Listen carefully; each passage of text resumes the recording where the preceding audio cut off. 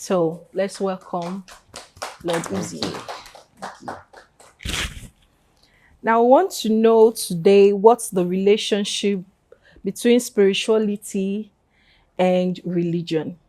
From my own definition, I'll say spirituality is defined as a general individual search for ultimate or sacred meaning and purpose in life. Additionally, it can mean to seek out or search for personal growth. Religious experience, believe in a supernatural realm or afterlife, or to make sense of one's own inner dimension. When we talk about afterlife, if you follow the old Kemetic religion, they believe more of the afterlife. They believe when you finish here, you continue in the afterlife.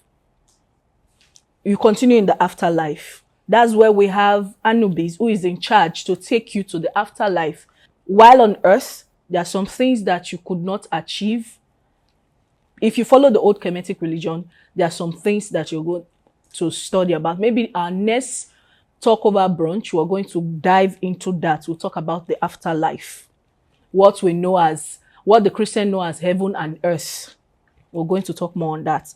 Now, on religion, the definition on religion is a set of organized belief, practice, system that most often relates to the belief and worship of a controlling force, such as a personal god or another supernatural being.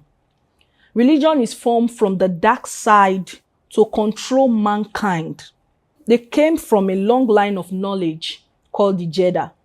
They understood the power of utilization and control. And these dark side were won by thoughts. Thought is the god of knowledge who ruled in the old Kemetic for more than 14,000 years. So when he was teaching about religion and spirituality, there are some warnings he gave to mankind, because he knows that human being, when we have control of something, we want to use it against ourselves. That is why you can see a rich man oppressing a poor man. That is why in Christendom, they believe in when you are poor, you make heaven. Religious dogma. They've bent our brain to want to believe that it's supposed to be in this certain way. Religion has no business with spirituality. When you're a spiritual person, you don't discriminate, but religion discriminates. That's where religion controls. There are so many questions that we have to ask, and Lord Uzih is going to throw more light on those questions, and we're going to understand more on what the difference between these two are. Now, first, I have a question. I'm starting from myself.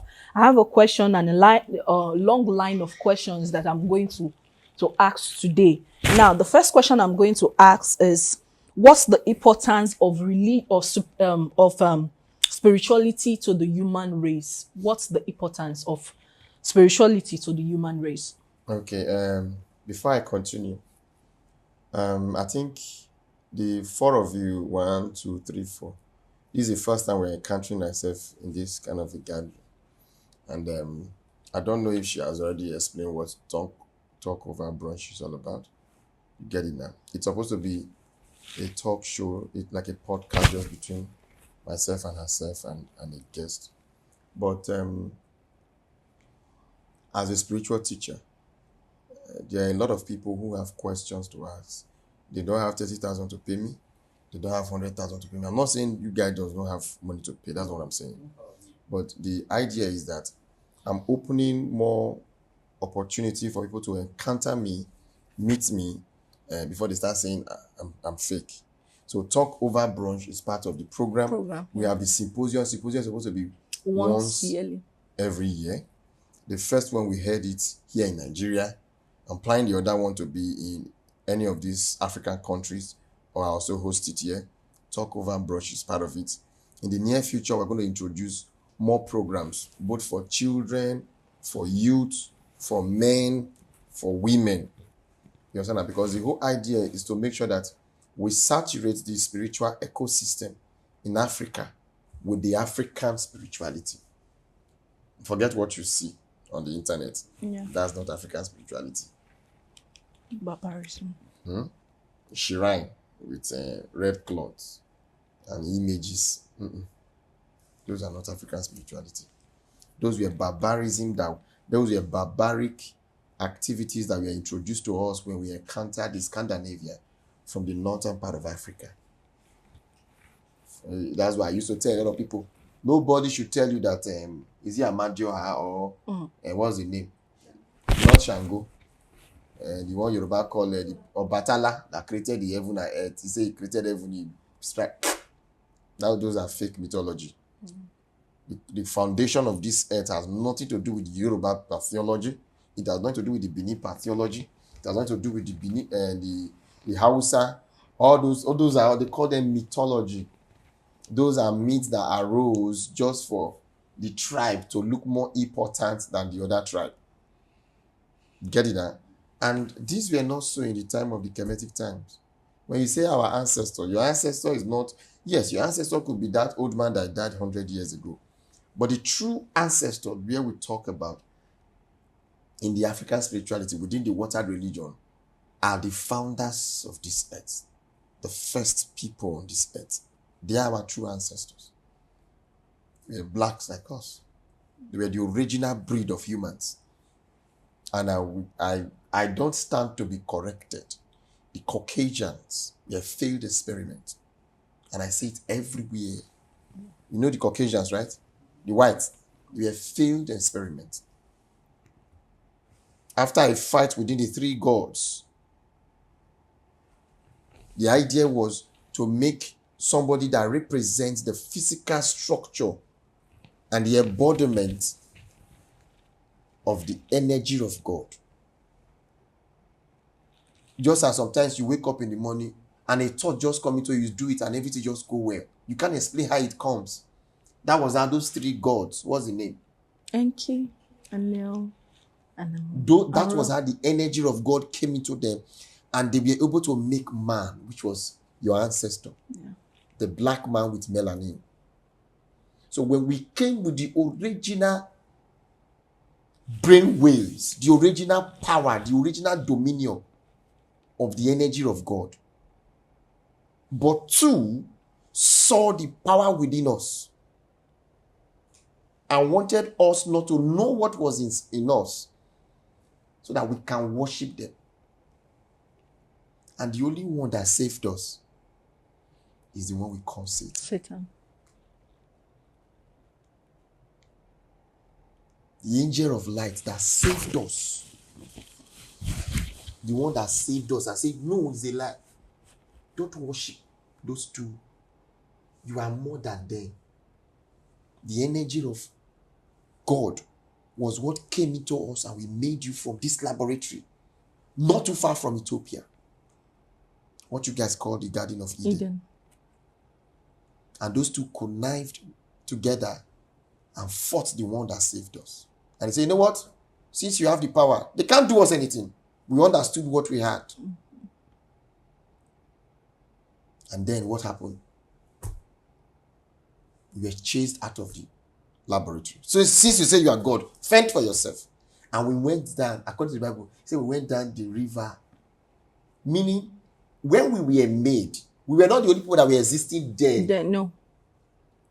There were people that didn't have head. Their eyes were in their chests. There were people that have 4 legs. But when we came through the energy of God, not through laboratory of different forces, we came perfect legs, eyes in the right place, the head shape, the mentality, everything was perfect. We could use our hands. And they chased us down. What happened?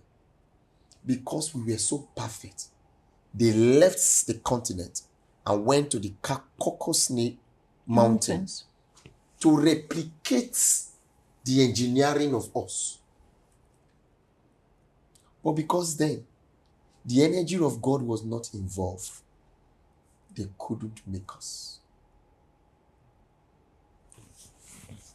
They couldn't make us. So what happened?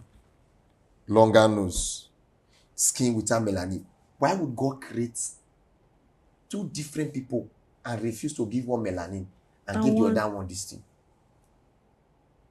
They say they are white because they are in cold. Do you know African children, men and women, a black woman, if you sleep with a white man now, will you give birth to a total black person? You might end up giving birth to someone that have a light skin. But that, even if you marry this man, two of you give birth to black children, even if you born them for the middle of Canada till they're old, they can never turn white. So it's telling you that is their temperature that made them turn white. Why would the creator of the heavens and earth be so biased enough? And no, because the white were not what? The energy of God. It was a failed experiment. I don't stand to be corrected. And they know the hatred on us as a black nation is too much. But it is the same stupidity that our ancestors had. Should I call it stupidity?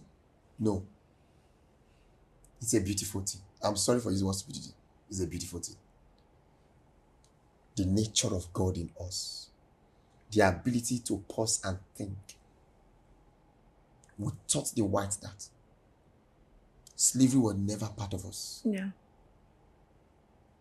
Slaves were not the one that built Egypt. Egypt, yeah. You couldn't have been able to work in Egypt if you are not intelligent or educated. You cannot. Even the farmers were craftsmen. Before the white man discovered, and what do you call it, grafting, we were already doing it. The Debbie you guys eat today was grafted. The pineapple you see today was a combination of two different fruits. White men took everything. And one Ubeke feeling funky came online that somebody discovered light. I don't understand. When we already had electricity more than 16,000 years ago. You guys don't know. You guys don't know that we were already using television. All these things. We're already using them. Because how would they find a prototype drawing of a helicopter in the ancient Kemetic tablet of over 6,000 years? How come they saw a design sketch of every surgical equipment you can find out in a Kemetic war? How is that possible? You guys don't know that every surgical material, every surgical instrument that doctors use is in our African ancient walls. How? Meaning we had those. And what you find on those walls were sketches. Because ask yourself, question is that people who were able to finally design the pyramid and other temples handcrafted. There was a particular temple that the wall is so smooth that it mirrors light. Is it those people that don't know how to do writing? They were just sketches.